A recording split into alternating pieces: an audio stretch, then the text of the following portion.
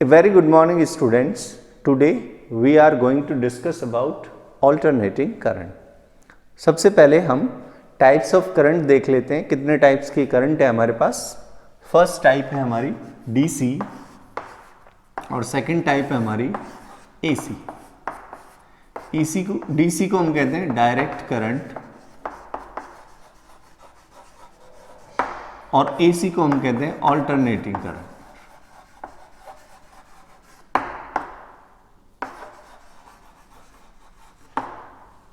Direct current का मतलब ये है जो हमें डायरेक्ट वोल्टेज सोर्स से मिलती है. जैसे सेल्स हैं, बैटरीज हैं, उनसे जो हमें करंट मिलेगी उसे हम कहते हैं डायरेक्ट करंट. अब हम कहते हैं कि डायरेक्ट करंट क्या प्रॉपर्टीज होती है. ऐसी current that doesn't change with respect to time.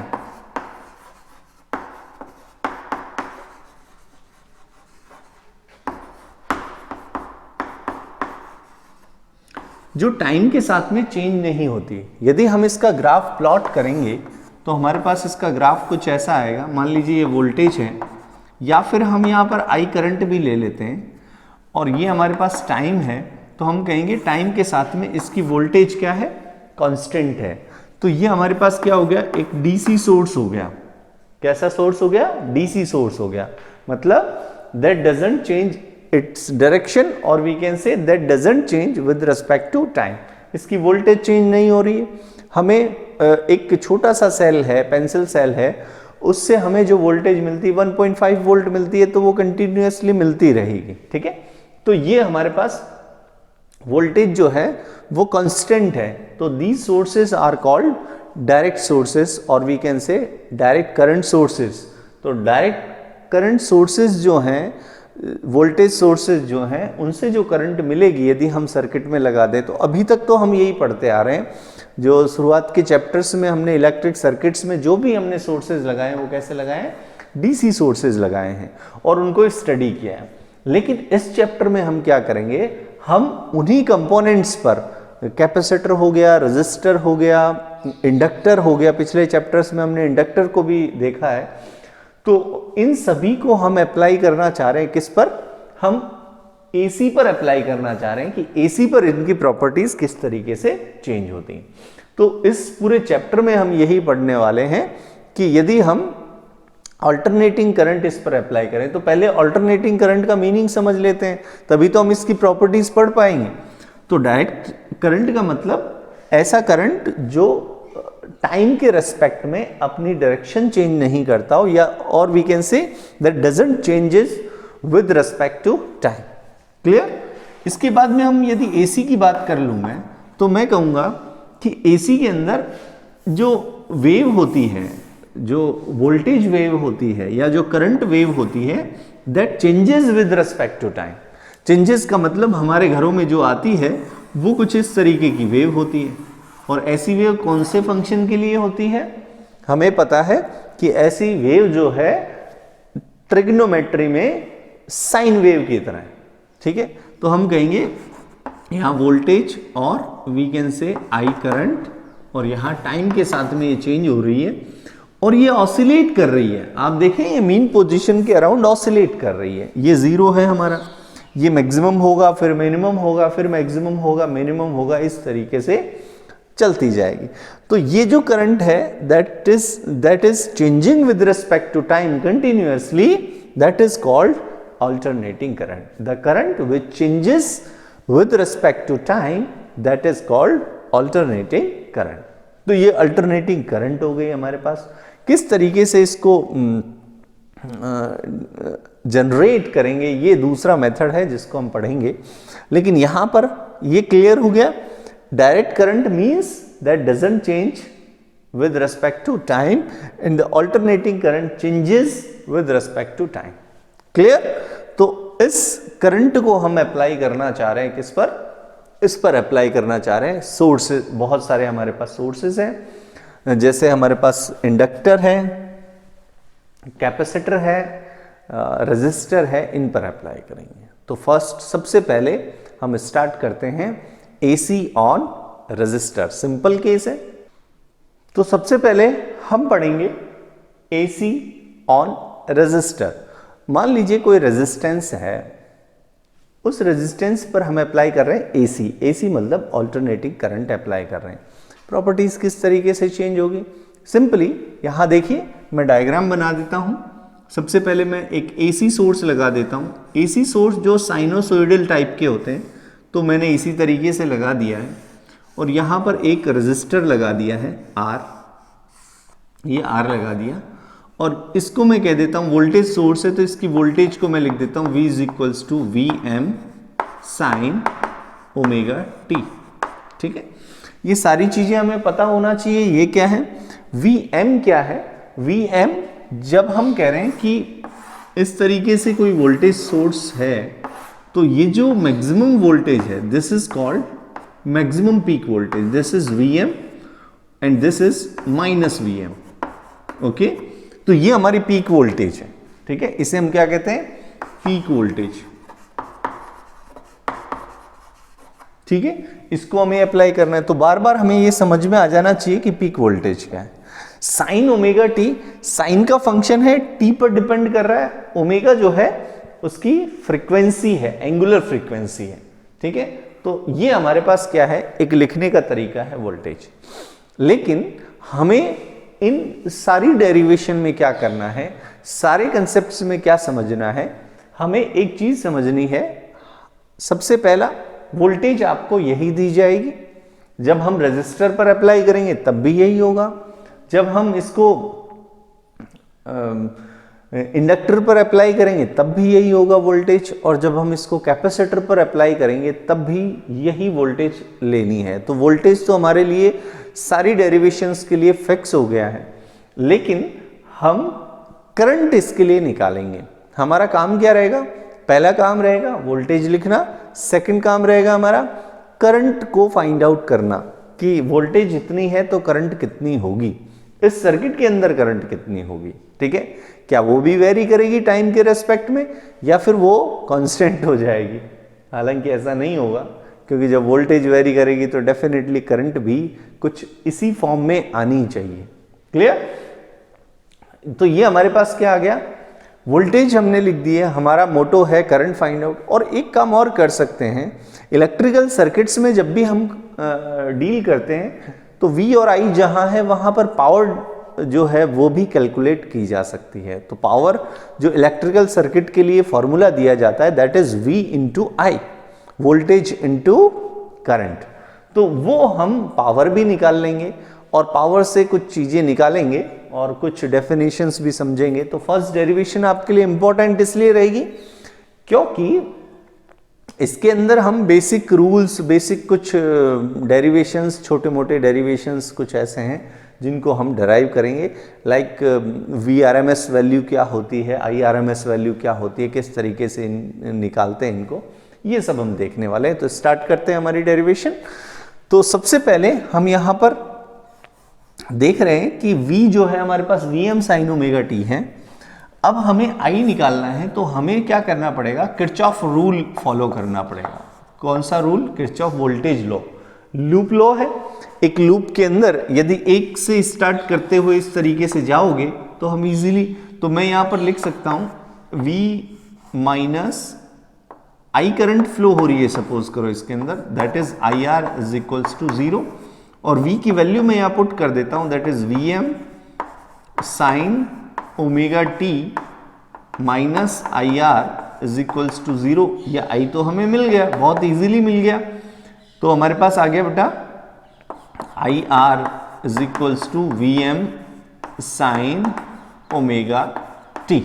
ठीक है, और इसी के साथ में ही I हमारे पास आ जाएगा VM बाई R साइन ओमेगा टी। ठीक है, ये हमारे पास एक एक्सप्रेशन आ गया। हमारे पास V पहले से था, that was V is equals to VM sine omega T, this was the first equation. और हमने I भी फाइंड आउट कर लिया। ठीक है, और देखिए यदि हम इसको देखें तो मैं कह रहा हूं कि ये जो डायमेंशन है V बाई R की, आई क्या होता है, v अपॉन आर होता है ना, साइन का तो फंक्शन लगा हुआ, लेकिन v upon R is the dimension of current. तो इसको हम रिप्लेस कर सकते हैं एक कांस्टेंट नहीं कहूंगा, Vm बाई आर को हम रिप्लेस कर सकते हैं Im से, क्योंकि m यहां पर मैक्सिमम लगाया है, तो इसके कॉरस्पॉन्डिंग ये भी क्या है, मैक्सिमम हमने ले लिया है। तो I को मैं लिख सकता हूं Im sine omega T, where Im is equals to this. ठीक है, तो ये हमारे पास सेकंड इक्वेशन, सेम इक्वेशन है, तो मुझे यहां सेकंड को ही अप्लाई कर देना चाहिए। तो हमारे पास देखिए V आ गया, हमारे पास I आ गया, दोनों चीजें हमारे पास आ चुकी हैं। तो हम क्या निकाल सकते हैं, हम पावर भी निकाल सकते हैं। तो पावर कैलकुलेट करना हो तो सिंपल है, P इज इक्वल्स टू होता है V इंटू आई। क्लियर? V हमारे पास जो है वो कितना है बेटा, Vm साइन ओमेगा टी, और ये हमारे पास है Im साइन ओमेगा टी, और इसको हम लिख सकते हैं बेटा Vm Im sign square omega T. ठीक है, दिस इज द पावर। जब एसी करंट इसमें से जाएगी तो यहां कुछ पावर डिसिपेशन भी होगा। ठीक है, और वो कौन सा होता है, आई स्क्वायर आर होता है। V is equals to I M R लिख दें तो that will be I square R. Clear? लेकिन यहां पर हम पावर निकाल ली, हम एवरेज पावर भी निकाल सकते हैं। एवरेज पावर, एवरेज पावर जब हम निकालते हैं तो इसके लिए, इसको पढ़ने के लिए हमें सबसे पहले कुछ एवरेज निकालने के रूल्स को फॉलो करना पड़ेगा कि हम एवरेज निकालें तो किस तरीके से निकालें, ये इंपॉर्टेंट हो जाता है। हमें जब भी एवरेज निकालनी हो तो हम ऐसे फंक्शंस का एवरेज निकालें जो टाइम के साथ वेरी कर रहे हो, क्योंकि जो कांस्टेंट है उनका एवरेज तो कांस्टेंट ही आ जाएगा। इसलिए यदि मैं इस पावर की एवरेज निकालना चाहूं तो मुझे इन फंक्शंस को देखने की जरूरत नहीं है, मुझे केवल किस फंक्शन को देखना है, दैट डिपेंड्स ऑन टी, जो टी पर डिपेंड कर रहा हो, टाइम पर डिपेंड कर रहा हो। तो टाइम पर कौन सा डिपेंड कर रहा है, ये डिपेंड कर रहा है। तो मुझे क्या निकालना है, इसका एवरेज निकालना है। तो यहां पर एवरेज निकालना हमारे पास टिपिकल काम हो जाएगा। तो इसके लिए हम एक सिंपल मेथड और सिंपल मेमोरेबल मेथड, जिसको हम फटाफट याद कर लेंगे और इजी भी हो जाएगा, तो हम इसको एवरेज निकालने का एक तरीका है हमारे पास ये है। इसको आप कुछ वैल्यूज को याद रख लें। तो हम एवरेज निकालते हैं साइन एन ओमेगा टी और cos N omega T. N की वैल्यू कुछ भी हो सकती है, 0 1 2 3 वॉट एवर इट इज, इनकी वैल्यू। और एक हमारे पास आता है generally sine square omega T, और एक आता है cos square N omega T. रख देता हूं एन ओमेगा टी। इनकी जो वैल्यूज आती हैं वो हमें याद रखनी। इन दोनों की वैल्यूज तो होती है इक्वल टू 0, और इन दोनों की वैल्यूज होती है that is equals to half. ठीक है, ये जो साइन है, ये साइन किसके हैं, एवरेज के साइन है। Sine square N omega t हो, cos square N omega t हो, दोनों की वैल्यू कितनी आएगी, हाफ आएगी। और साइन एन ओमेगा टी और कॉस एन ओमेगा टी की वैल्यू कितनी आएगी, 0 आएगी। तो ये हमें याद रखना है। ठीक है, जब हम इसको याद रखेंगे तो मैं यहां पर एवरेज पावर इसकी निकालूं तो मैं क्या लिख दूंगा बेटा, Vm Im sign square omega T का एवरेज निकालना है। ठीक है, और इससे जब मैं इसकी वैल्यू पुट करूंगा यहां से यहां पर, तो हमारे पास आ जाएगा बेटा, देखिए average power is equals to, that is equals to Vm Im by, देखिए साइन स्क्वायर ओमेगा टी की वैल्यू कितनी हो जाएगी, हाफ, तो ये हो जाएगी बाई 2। और Vm को हम लिख सकते हैं बेटा Im R, तो यहां पर P की वैल्यू आ जाएगी Im स्क्वायर R बाई 2। इस तरीके से लिखा जा सकता है। क्लियर? तो ये, या Im की वैल्यू पुट करना चाहे तो उसको पुट कर लीजिए। तो ये इस तरीके से वैल्यू हम डिफाइन कर सकते हैं। यहाँ पर एक इम्पॉर्टेंट थिंग है जिसको हमें समझना है, इसी एक्सप्रेशन को हम वापस से लिखेंगे, लेकिन यहाँ पर कुछ चीज़ें हम डिफाइन करना चाह रहे हैं। क्या डिफाइन करना चाह रहे हैं हम? यहाँ पर ये जो वैल्यूज़ हैं, these are the peak values, ठीक है, these are the peak values. यहाँ पर सबसे पहले ध्यान दीजिए, हमारे घरों में जो एसी आती है वो लगभग 220 वोल्ट, हम उसको मार्क करते हैं कि भाई हमारे पास 220 वोल्ट की एसी है। हमारे घरों में जो करंट है वो साइनोसॉइडल टाइप की होती है क्योंकि वो एसी है। अब यदि मैं डीसी की बात करूं, यहां पर एक पॉइंट डिस्कस करने का है जिसको डिस्कस कर लेते हैं। यहां पर एक पॉइंट ये डिस्कस करना है कि हम देखिए, यहां पर मैं एसी की बात करूं, डीसी की बात करूं, तो डीसी हमारे पास कांस्टेंट है। मान लीजिए मैंने कहा 220 वोल्ट हमारे पास डीसी है, तो ये टाइम के साथ चेंज नहीं होगी, ठीक है, टाइम के साथ चेंज नहीं होगी। लेकिन यदि मैं एसी की बात करूं, तो एसी को मार्क कैसे करोगे? एसी को मार्क कैसे करोगे कि कितने वोल्ट की एसी है? एसी को मार्क जो हमने किया है, तो क्या हम पीक वैल्यू को मार्क करेंगे? तो पीक वैल्यू को मार्क करेंगे तो ये नीचे भी जाती है। तो इसके लिए इन्होंने कन्वीनियंट मेथड निकाला। उस कन्वीनियंट मेथड को हम कहते हैं, उन वैल्यूज को हम कहते हैं RMS value. What we call them? RMS values, RMS. और इसको हम कहते हैं बेटा रूट मीन स्क्वायर वैल्यूज, ठीक है। तो इनके लिए कौन सी वैल्यूज काम में ली जा रही है? रूट मीन स्क्वायर वैल्यूज काम में ली जा रही है। तो रूट मीन स्क्वायर वैल्यूज इनकी हैं क्या, वो हमें समझ में आना चाहिए। तो हम सबसे पहले रूट मीन स्क्वायर वैल्यूज, क्योंकि ये जो हमारी वैल्यूज हैं, जो घरों के अंदर हमारे पास एसी आ रही है, ये जो वैल्यूज हैं, these are the root mean square values. मतलब हमारे पास जो 220 वोल्ट आ रही है वो रूट मीन स्क्वायर वैल्यूज हैं। मतलब वो जो वैल्यू है वो VRMS है। तो VRMS निकालें कैसे? इसके लिए हमारे पास सिंपल सा मेथड है। VRMS हमारे पास जो लिखा जाएगा that is root mean square value. पहले तो रूट लगा देता हूं, फिर इसका मीन ले लेता हूं और इसका स्क्वायर करना है मुझे। तो मेरे पास वोल्टेज हमारे पास जो होती है V इज इक्वल्स टू क्या होती है? VM साइन ओमेगा t होती है। तो मुझे क्या करना चाहिए? इस V की वैल्यू को यहां स्क्वायर करना है। V स्क्वायर को मैं लिख देता हूं VM square sine square omega t, और इसको मुझे यहां पुट करना है। तो मैं यहां लिख देता हूं VM square sine square omega t, ठीक है, इस तरीके से। या फिर मैं यहां पहले तो शुरुआत में लिख देता हूं V स्क्वायर। मुझे क्या करना है? देखिए, रूट मीन स्क्वायर वैल्यू का मतलब ये है रूट मीन स्क्वायर वैल्यू। तो अब मैं यहां पर जब पुट करता हूं तो मेरे पास क्या आ जाती है? देखिए, रूट ऑफ, इसका मीन निकाल लेता हूं। इसका मीन हो जाएगा VM square sine square omega t। मुझे पता है कि VM एक कांस्टेंट वैल्यू है, इसका मीन नहीं निकाला जा सकता, इसका मीन सेम ही रहेगा, इसलिए इसको बाहर लिया जा सकता है। तो हमारे पास आ जाएगा VM, और हमारे पास अंदर जो बचेगा वो बचा है हमारे पास साइन स्क्वायर ओमेगा t।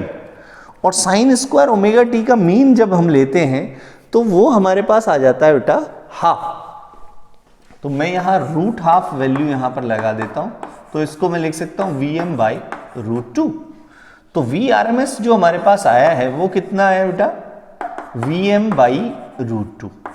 इसी तरीके से IRMS भी निकाला जा सकता है, और IRMS की वैल्यू कितनी आएगी? Simply IM by root 2, same आई। तो हम यही मेथड काम में ले सकते हैं VRMS और IRMS निकालने के लिए। तो ये जो वैल्यूज हैं, ये वैल्यूज, ये 220 वोल्ट 220 वोल्ट जब हम डिस्कस कर रहे हैं, वो हमारे पास VRMS वैल्यू है। और जो यहां पर आ रही है हमारे पास, these are the peak values. तो अब हम इनको रिप्लेस कर सकते हैं, और रिप्लेस करने पर क्या आएगा वो देखिए, हमारे पास आ जाएगा average power will be equal to VM by root 2 into IM by √2। देखिए 2 को मैंने क्या लिख लिया, 2 पार्ट्स में डिवाइड कर लिया, √2 इंटू √2। तो एक √2 यहां आ गया और मैं इसको लिख सकता हूं average power will be equal to VRMS and IRMS। इन दोनों को मल्टीप्लाई करके इस तरीके से लिखा जा सकता है। तो ये हमारे पास हो गई average power in terms of RMS values. यदि हम यहां पर एक बार थोड़ा सा डिस्कस करें तो हम कह सकते हैं VRMS जो हमारे पास है वो है 220 volt and that is equals to VM by √2। और यदि VM मैक्सिमम वैल्यू निकालूं तो दैट इज √2 इंटू 220 वोल्ट और ये अराउंड आता है बेटा 311 वोल्ट। कितना आता है? 311 वोल्ट। इसका मतलब ये हुआ कि जो हमारे पास मैक्सिमम वैल्यू है, जो मैक्सिमम वैल्यू ऑफ वोल्टेज है दैट इज 311 वोल्ट। हमारे घरों में जो एसी आती है वो उसकी जो पीक वैल्यू है, उसकी पीक वैल्यू होती है 311 वोल्ट। इसलिए कहते हैं कि AC is more harmful then DC, क्योंकि डीसी में 220 वोल्ट दिया हुआ है और एसी में 220 वोल्ट दिया हुआ है। तो जब डीसी होगा तो वो 220 वोल्ट ही है, लेकिन एसी जो है वो 220 से ज्यादा है, 311 वोल्ट है मैक्सिमम वैल्यू। तो झटका तो वो 311 वोल्ट का ही देगी। इसलिए the AC is more harmful then DC, the same voltage की है, क्योंकि जो एसी में वोल्टेज काउंट हो रही है वो कौन सी हो रही है? आरएमएस वोल्टेज काउंट हो रही है, ठीक है, root mean square voltage count हो रही है। इसलिए मैक्सिमम वोल्टेज जो होगी वो कुछ डिफरेंट होगी, that is √2 times of that voltage, और वो हमारे पास इतनी आती है घरों में। अब सिंपली हम देखें तो इसलिए हम कहते हैं AC is more harmful then DC voltage. ये हमारे पास। अब हम क्या करें, हमारे पास देखिए इस डेरिवेशन के थ्रू हमारे पास दो चीजें आ गई हैं। फर्स्ट क्या है हमारे पास आ गया करंट की वैल्यूज आ गई, सॉरी वोल्टेज हमने गिवन थी, करंट की वैल्यूज हमने फाइंड आउट कर ली।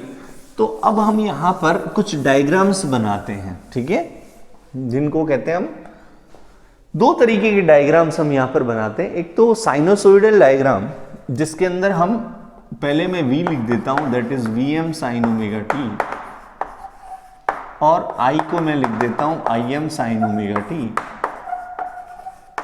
डेफिनेटली IM और VM की जो न्यूमेरिकल वैल्यूज हैं, इनको यदि कंपेयर करें तो हमारे पास IM that is equals to VM बाई R को पॉजिटिव ही होना है, नेगेटिव रेजिस्टेंस का तो कंसेप्ट अभी हम पढ़ ही नहीं रहे हैं।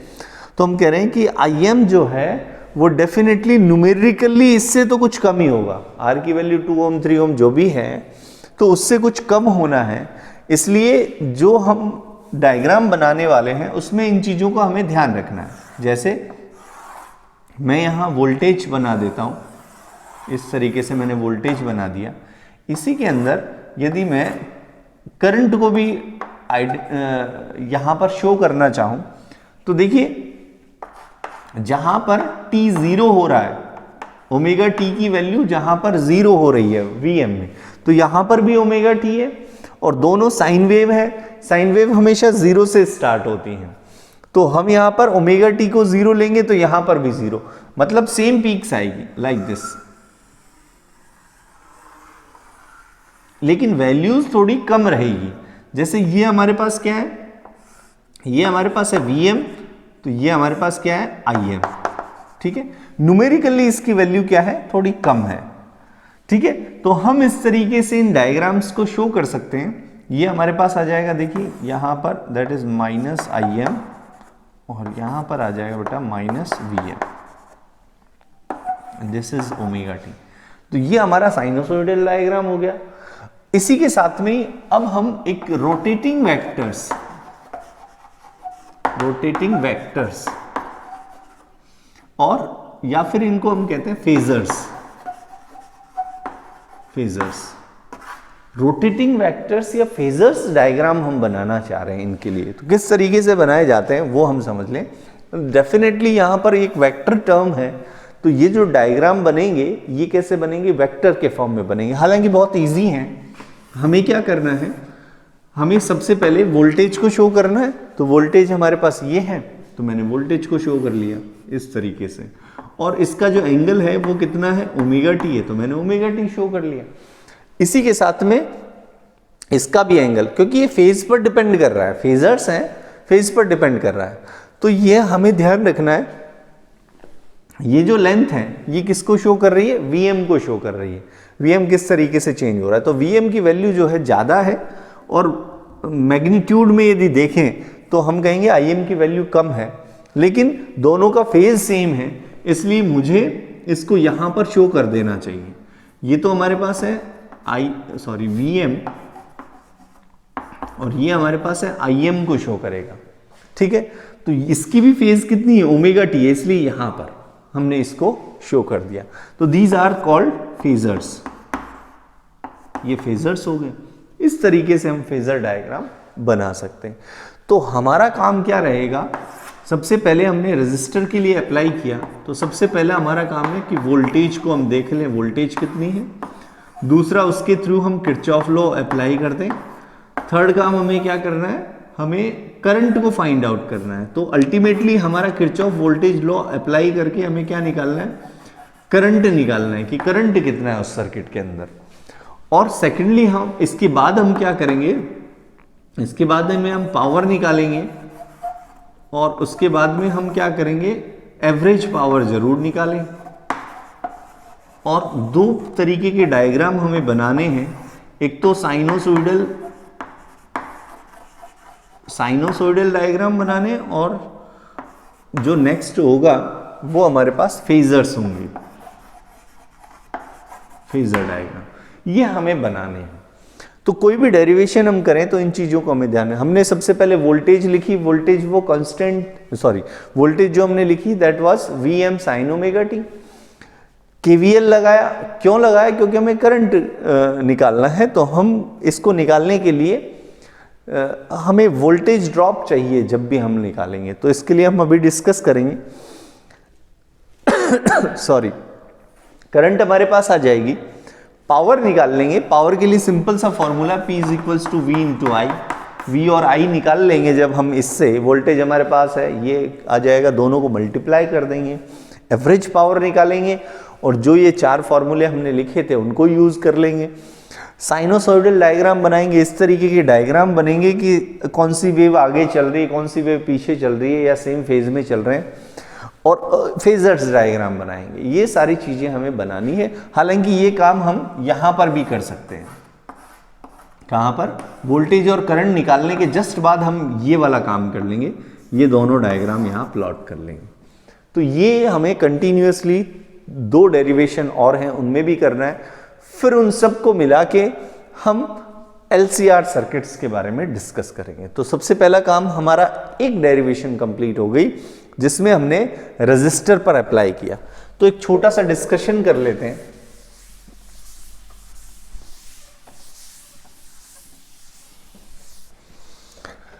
हमारे पास सबसे पहले हमने एक रेजिस्टर को लगाया है और हमने AC को अप्लाई किया है। दूसरा हम इंडक्टर को लगा देंगे और इसके ऊपर AC अप्लाई कर देंगे, और थर्ड हम यहाँ पर एक कैपेसिटर लगा देंगे और हम AC को अप्लाई कर देंगे, ठीक है, AC यहाँ पर, ठीक है। व्हाट इज टू लर्न वो समझिए, यहाँ पर R है, यहाँ पर L है और यहाँ पर C है। हमें याद क्या रखना है वो समझिए। V वोल्टेज हमारे सभी की सेम ही रहेगी, Vm sin ओमेगा टी ही रहेगी सभी में,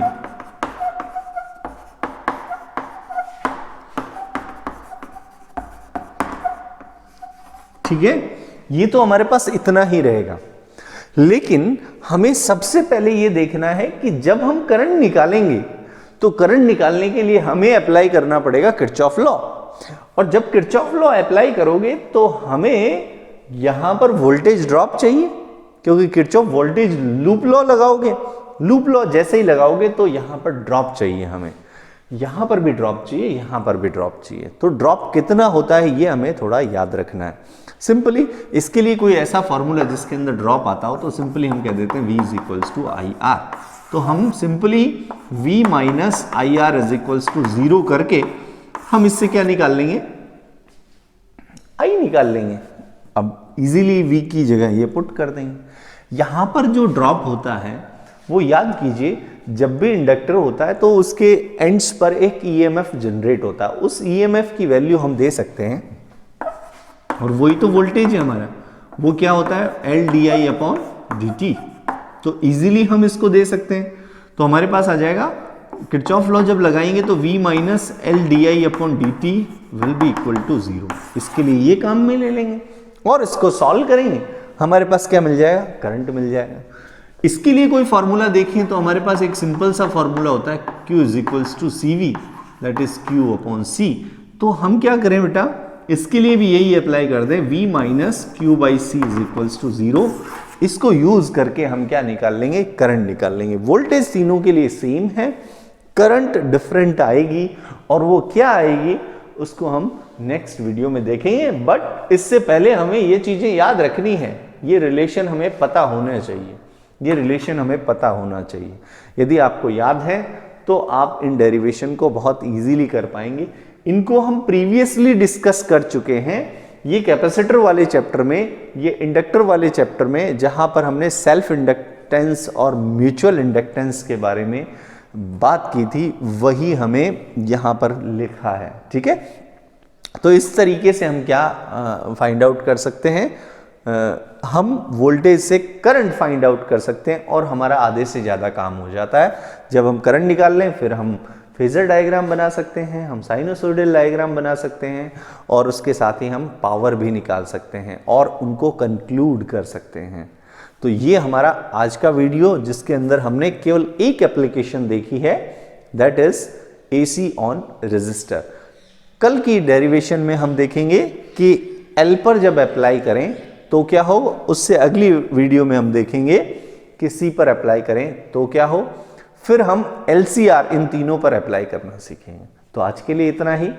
keep watching, stay safe, stay at home, use mask when you are going outside.